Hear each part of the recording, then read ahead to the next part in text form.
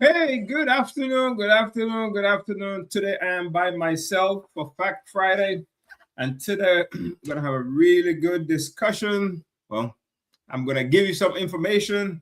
If you are viewing this and you want to join in the conversation, just leave me a comment and I'll answer it. Hope the system works where I can see the comments. Sometimes it don't show up, but I'm gonna do my best to make sure that that they show up. All right, so let's see here. It's show. Okay, there we go. So I think if you make a comment, it might show up on my screen now. They just changed the stuff up again on me. But anyhow, and today, buddy, my dog, what? Go sit. Go sit. I'm not talking to you. Go sit. So today we will be talking about. I gotta move this thing. This thing is in my way. There we go. Show comments. There we go. So today we're gonna be sit. My puppy's down here. Sit. You can't be on the thing. Sit. Thank you. Bobby, sit, man. Why you gonna misbehave like that? Bobby. Better do like Junior. All right. So today we'll be talking about the Fair Housing Act. And there was a time, still exists, but there was no laws against it before 1968, where you can openly discriminate against people for many different reasons for housing here in America. And in this, when we say discriminate for housing, we're talking about not just people buying, but also people renting. So this applies to both parties, renting and buying. So in 1968, the Fair Housing Act was passed, and it was passed to help stop. Again, you can never truly stop everything. And we'll go through some stuff so you can see it has happened, it is still happening, to stop discrimination in housing. And again, housing in terms of whether you're buying or renting. And they created what they call protective class. And you cannot discriminate anybody for housing based on these right here. And on my screen, you can see them. It's for race, color, religion, sex, disability, family status, national origin. And I think, if I'm not mistaken, there might be another one has been added recently, and I'll have to look that up. But I think one more might have been added recently. But again, so somebody can just decide, no, they won't tell you this. Like, say, in the past, they would have, before 1968, they probably would have just said straight up, I'm not going to rent you because you're black or because you're gay or because you're whatever. Now, people still find creative ways to discriminate. If you ever find yourself in one of these situations, I think you can call like I don't know who you can call. I gotta look that up too.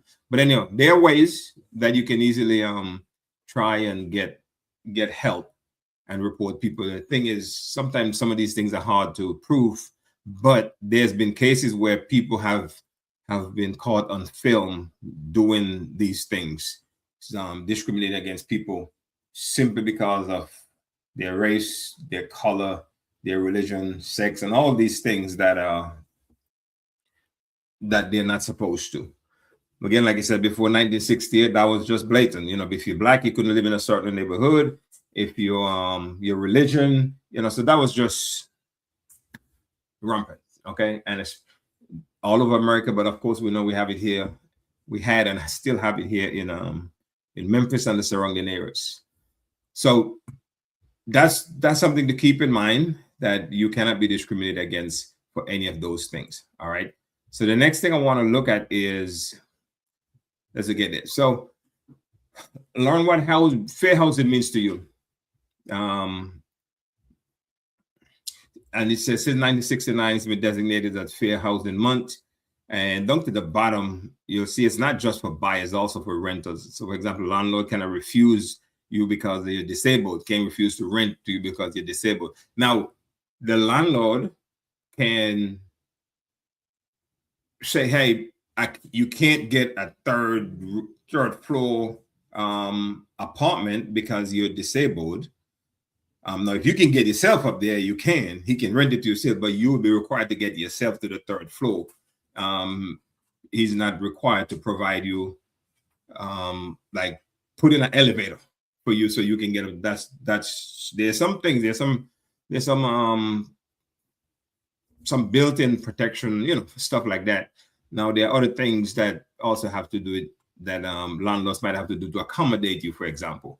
Okay, so for example, if you have a service dog, you can't refuse because you have a service dog. Okay, they have to have reasonable, I think it's called reasonable accommodations. There we go. Yeah, reasonable accommodations. You have to provide reasonable accommodations to, say, probably not going to cost the landlord anything for you to have your service dog. However, it's going to cost the landlord a whole lot of money if you got to put an elevator so you can get up to the third floor because you want to live on the third floor. He's going to rent you, but you'll have to take a floor. More than likely, if you're in a wheelchair, you'll have to take an apartment on the first floor. All right. So again, same thing here. 7 protective classes: race, color, national origin, disability, religion, sex, and familial status. So just keep these things in mind when you're looking at. Now, I'm going to give you an example of something that happened to me. Me and one of my friends did this one time. And when I used to work at Bill Hurd in Collierville, my friend Derek, God rest his soul, has since passed on. One of the best people I've ever known in my life. White guy, really, really, really good guy. He wasn't a good guy because he's a white guy. He was just a good guy, but he's a white guy. All right, know what I mean? But a really good friend of mine. And there was a new subdivision being built around the corner. And we decided, hey, let's go over here and see how they're going to treat you different than how they treat me. Him and I, we just decided to do our own little experiment. We decided we're going to do it. And we walked over there, and both of us walked in, both said hi, registering. And that lady that was there talked to Derek the whole time. He went one way, I went the other way. She never checked on me, see if I want to buy a home. Nothing. She stayed with him all the time because, again, maybe he looked like he can buy a home and I can't buy no home. You know, you think if 2 people walk in, one go one, one get away, he'll go to one, but then you'll come back and check on the other one. So, you know, so we were like, him and I was like, wow, that is crazy. But anyhow, so it happens. It does happen. Hopefully that person don't do stuff like that anymore, but it does happen. So with us as realtors, we have some rules when it comes to stuff like this that we have to avoid. We're not allowed to, and we can be sued by tenants. We can actually be sued by the government, and we can definitely lose our license. Okay, and if you lose in court, then you can be fined. I think there might be jail time, not sure, but I know you definitely can be fined. And these are some of the things that we cannot do. And these things were big back in the time when people used to just discriminate for many different reasons. And again, they didn't discriminate for you just because of your color, your race, and all those things. There are other ways that they used to discriminate against you. And these are some things that we can't do. We can't. The first one is steering, and steering just simply means we can't, for what exactly what you said, we can't steer people because of what they look like. For example, their race, their sex, their religion. We can't steer them to a particular neighborhood when they said they want to live in a particular neighborhood, and we can't then tell them or find ways to steer them to another neighborhood. So I'll give you an example. Let's say I have a Hispanic client, and the Hispanic client said to me, I want to live where? And they tell me exactly what they want. It is my job to find them what they want in the area they want to find it, and not send them to somewhere else. So if, like, for example, there's a big Hispanic community in one part of the city, but they said they want to go live in Collierville, I can't then start sending them all the listings that are sent to them for they are close to the Hispanic community and don't send them any in Collierville, because I'm trying to steer them over to that area. That's not up to me. My job is to help them to find a home that they want to buy where they want to buy it, as long as they can have the funds, whether it's a pre-approval or cash to buy it. Okay. We can't discriminate insurance. Now, there's some things, for example, if we, pre-approvals and stuff ahead of time, those are different. But we can't just decide that just because you're a Black person, I'm not going to show you a home, or just because you're a white person, I'm not going to show you, or just because you guys are gay, I'm not going to show you a home. That is discrimination. You can't do that.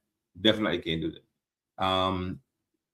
Discriminatory language. I mean, you got to be careful, especially in today's day and age. You got to be careful to address people that wouldn't want to be addressed, whether you agree with their lifestyle or not. You have to be able to understand and address people how they want to be addressed. Okay. Him, her, they, them, Mr., Mrs. You have to be able to respect people and don't use discriminatory language. For example, you can't be calling people racial slurs, and stuff. You can't do stuff like that. As agents, we shouldn't do it as humans, but there are rules in here for agents specifically, which again, shouldn't even be in here. But again, it happens. It truly, truly happens. Okay. Baggy can refuse service based on one of the protective classes: race, sex, religion, and so forth and so forth. Those 7 things. I'm gonna skip redlining for a little bit. Blockbusting. Blockbusting is where you can't scare the owners of a home into selling their home, because you know that there's something good is coming and you need them to move so that you or your friends, or you can sell their home to one of your friends, and then your friends will then get the benefit. Let's say, for example, a good warehouse, whatever. The Ford place up in Tennessee. You knew that was coming, and homes around that area was gonna start increasing value because of the Ford plant.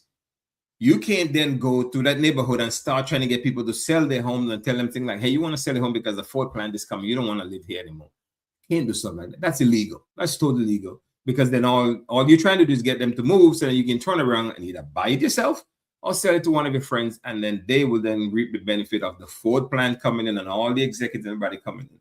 Okay, so you can't do stuff like that. There's no such thing as you can't fix price. Like in real estate, there's no standard commission. It does not. Every agent negotiate their commission with the buyer or the seller. There's no such thing as a standard commission. You can't just say my standard commission. No, it's that this is my brokerage doesn't have a standard commission. That does not exist. Okay.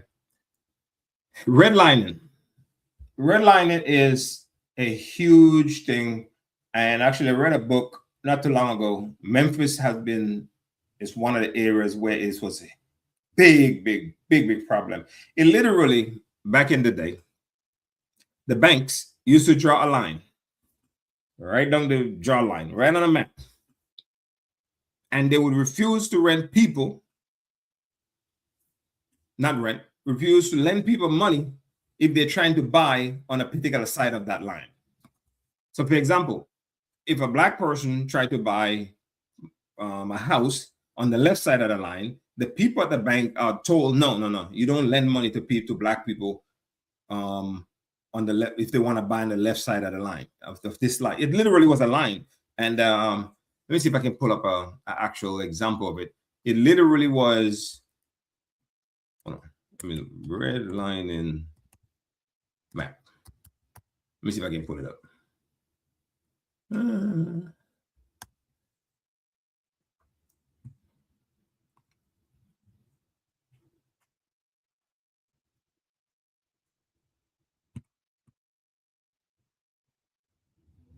Okay, let me see that. But literally, that is really what it is redlining. You can buy homes on this side of this line or this side of the neighborhood. For example, in some parts of Memphis where there's like the train tracks. That's why if you look at Memphis, depending on what side of the train track, it's literally depending on one side of the train tracks you were born. Things like this happen. For example, you couldn't buy homes on this side of the track, but you could on this side of the track. And you see that in parts of Memphis, like in Midtown. Sometimes you see it literally one side there's a fence and there's $1 million homes over on the other side is nothing. You look out your window and you see a whole different world from where your house is. A lot of those stuff had happened because of redlining. Because people, and if you notice, most of the people who live on that side are generally not, well, it's changed now. But back in the day, definitely, it would have been people of a certain color. You would not have found minorities living over on that side of the fence. Put it that way. On redlining. So redlining was a huge thing, and it's not as big today because banks gonna lend you money. But again, it still happens. Stuff still happens. I mean, there are things that happen like in today's world where you would, as a black person or a minority, they will appraise your home for less, or they might appraise a certain neighborhood for less than another neighborhood. Both neighborhoods about the same size houses and all that stuff. So stuff like that still happen. There's been cases recently where people had their home appraised, the bank gave them an appraisal, and then they decide to get a different appraisal. No, you same appraisal. Change it out so it doesn't see who actually live in this house. Appraisal come back much more. Now, appraisal is subjective, but it's based on data. Okay, so one appraiser is going to appraise it different, but generally speaking, they should be within a certain, I don't know what the number is, but they should be within a certain number. So one appraiser should appraise your home for $1 million and appraise it for $600,000. That's something's going on there. Even if it's subjective, it is based on data. They have to find comps to create the actual numbers that they're gonna create on there for you, that they want to for your home. All right, so those are some of the things that us as realtors cannot do. So keep that in mind. If you have a realtor and you tell the realtor, hey, I want to find a home in such and such an area, and they ever say to you things like, you don't want to live over there, you want to live over here. Or if you tell them to send me homes in the zip code of 38138, and they send you one house in 38138, but they keep sending house in 38018. Not that they can't send it, but they have to. You're the one buying the home. Stuff like that. So it might not be blatant, but it could be done in a very underhanded way. Like you say, you want to live in Germantown, but they'll send you really, really nice houses in Cordova. That's not where you say you want to live. You specifically say you want to live in Germantown. If you say you want to live in Germantown, they got to help you find a home in Germantown, as long as you can afford a home in Germantown. That's the way it works. All right, so keep an eye open for that. Keep looking for stuff like that. All right. Now, here are some cases of stuff that actually happened here in Memphis. These are stuff right here in Memphis. Redlining case, November 2021, DOJ sued Tri-State Bank for lending discrimination, avoiding minority areas. There you go. So they were lending money to people in certain areas, but they weren't lending you money to invest in minority areas, for example. So again, redlining. we'll lend you money for here, but not for there. And this time, it's probably not just about race in terms of who's getting the money. They can literally, you can go as an investor and say, I want money to go invest over here, and they'll refuse it simply because of the area. Okay, even if you have a good business plan and all that stuff, that's discrimination. In a black homeowner case in recently February 2023, Bank of America, Wells Fargo charged with failing to maintain foreclosure homes in black neighborhoods. So this one is, for example, they have a foreclosure home in, say, South Memphis. They'll just let it go to the ground. They won't maintain it. They'll just let it fall. If they have but on the flip side, if they have a foreclosure home in, let's use, say, Colleyville, they'll keep it up. They'll make sure it's in good shape. That's the kind of thing. Rental discrimination case. The landlord and property manager charged with discriminating and harassing black renters. Again, it still happens, folks. Don't think these things don't happen. Some people be like, no, these things don't happen. Nothing happen anymore. That's just thing. No, they are present. As a matter of fact, not being political, but remember, our president was charged back in the 70s for discriminating against not wanting to rent to black people.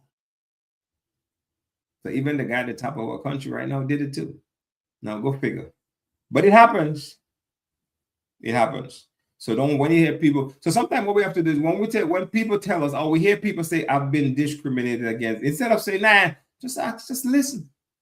Hey, tell me, how were you discriminated? Just listen to them. You're not the judge, jury, and an executioner, but sometimes somebody just want to listen. And especially especially they're your friend, just listen to them, hear what they got to say, because you might never have to face anything like that, depending on who you are. But somebody else might go through that stuff every day. So somebody just gotta listen. But again, remember, those things still happen to this day.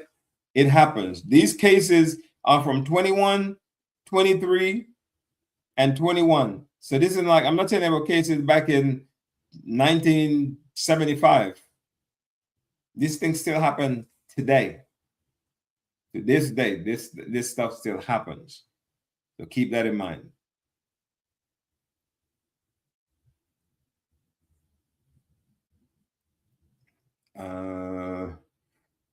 And the next thing we're going to look at is why this matters. Why does this stuff matter? Why does it matter? Because housing is one of the best ways that Americans can build wealth.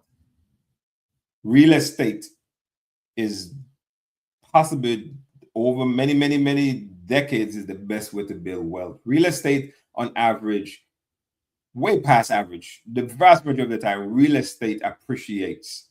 It goes up in value. Even when the economy go down, real estate, remember COVID? COVID was horrible for the country. You know what happened to real estate during COVID? It went through the roof. So that's why stuff like this matters. Not only that, people need home, people need somewhere to live. And if somebody can afford it, you shouldn't be able to say they can't afford it because of who they are, because of the way they look, because of who they choose to love, because of, because they're disabled. You should not, and you can't. And if you do, you're a horrible person. You just are. If you discriminate anybody, you're horrible. Don't discriminate. Housing, opportunity, and again, housing the legacy. You have something to leave for the folks behind you. You might not have a big nest egg, save up in the bank, but maybe been in home for a while and you paid off your house, and now you can leave your house for your family, for your kids. You can leave your house, something for them to keep a legacy going on. Okay. So like I say here, fair housing isn't just about laws. It's about making sure everyone has a fair shot at ownership.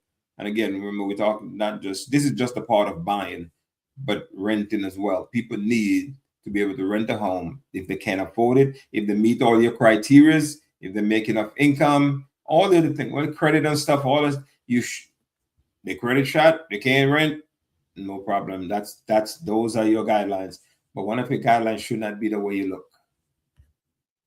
Should not be who's hand you hold, who you sleep with in the bed at night. That should not be one of the criteria. Okay, so it matters. It really do matters. And if you know anybody's been discriminated, hey, sometimes the person being discriminated it's harder for them to speak up because people don't believe. But if you know somebody and you have proof that it is, stand up for them, speak up for them, help them. Help them. It'll do good for you. You'll feel better. You'll feel good doing it.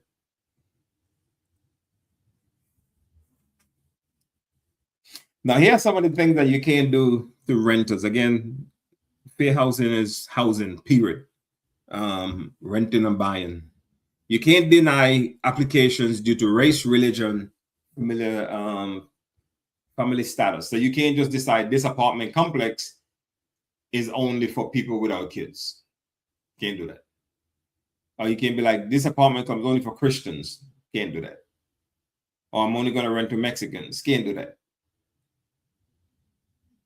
Can't deny people stuff like that.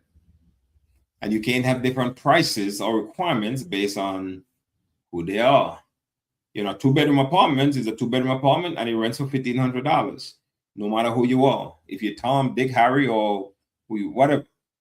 Can't do that. That is illegal. It's discriminatory. Again, discriminatory advertising. You know, you can't say, hey, this is for English speaking only, or women only, or this is the no kids apartment. No, not in housing. You can't do that. Even when I run ads on like Facebook, there's certain things I can't put on there because Facebook also help keep you in line.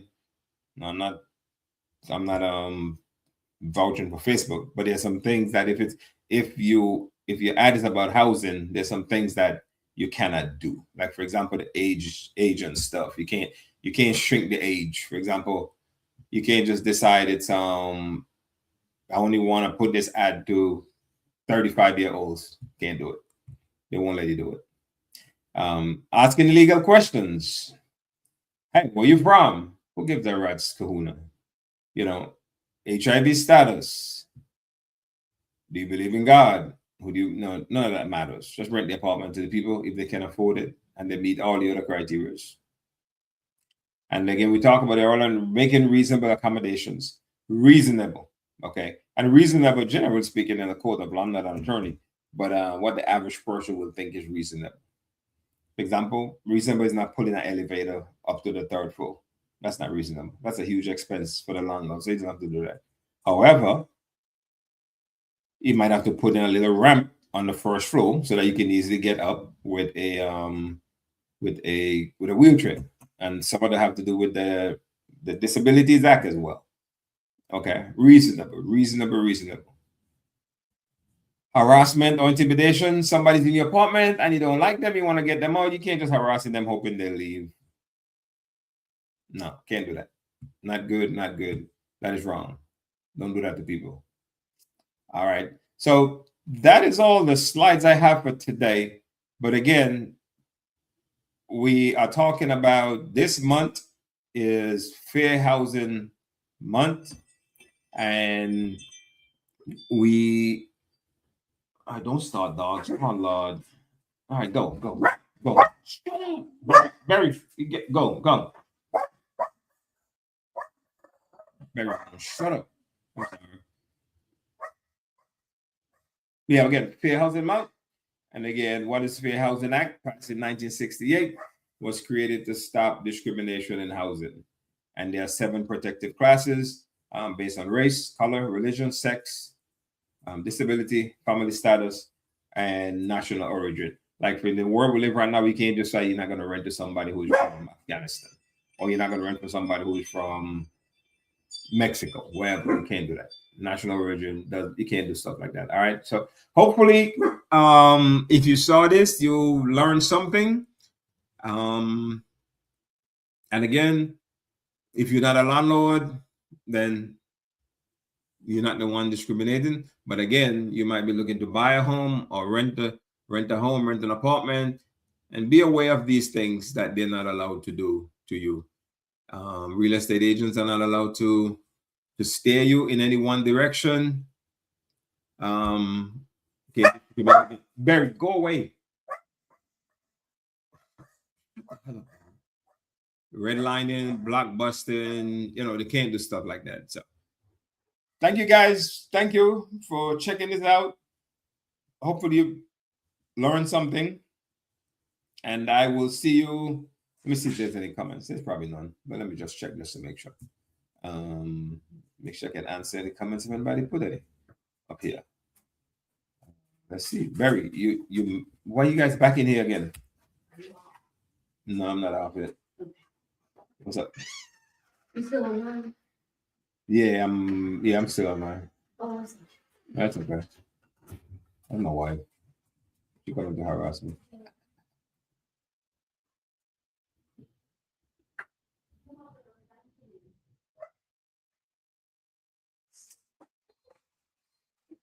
Get on my partner, man. What's this?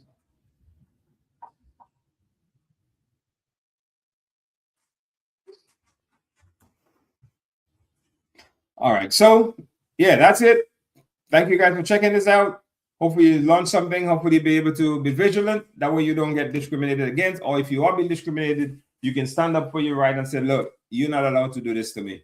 All right. So have a wonderful, happy Good Friday. If that's what how you're supposed to say that. Have a wonderful Easter. Have a great weekend. And I will see you guys next Friday.